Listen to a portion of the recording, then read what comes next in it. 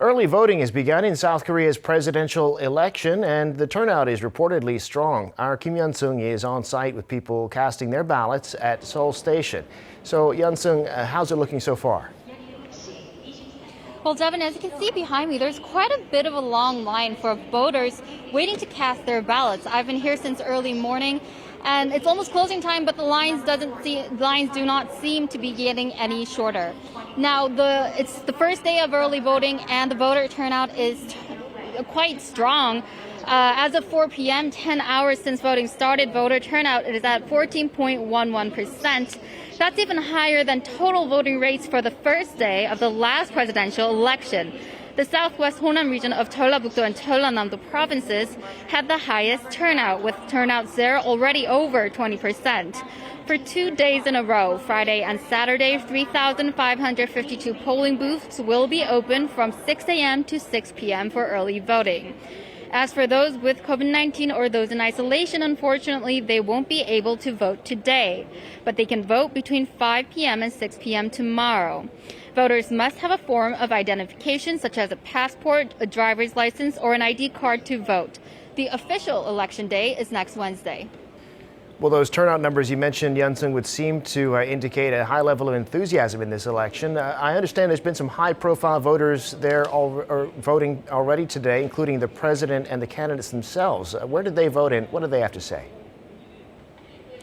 Yes, that's right, Devin. So the president and the first lady headed to the community center in Samcheong-dong, Seoul earlier this morning to cast their votes. President Moon also sent a message through social media saying that voting is a way to create a better life, better politics, and a better democracy, and encourage voters to come out and cast their ballots.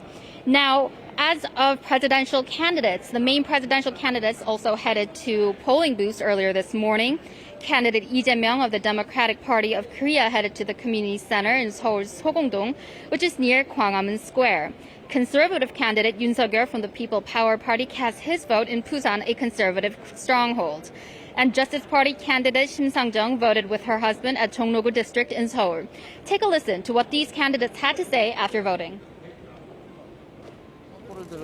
I thought about the many people who gathered in front of Gwanghwamun Square and the City Hall with candles in their hands. The criteria for this election should be the economy, overcoming crisis, peace, and unity. The reason I voted in Busan was because my campaign schedule is in the Busan area today, and the Namgu District polling booth in Taeyeon-dong is where I lived 20 years ago when I worked in Busan. So this reminds me of old memories. This is an election where we make a breakthrough, where we change the politics of vested interests into a multi-party system. I hope our citizens can vote with their hearts, and I ask you for your valuable votes that can change our lives. That's all I have. Back to you, Devin.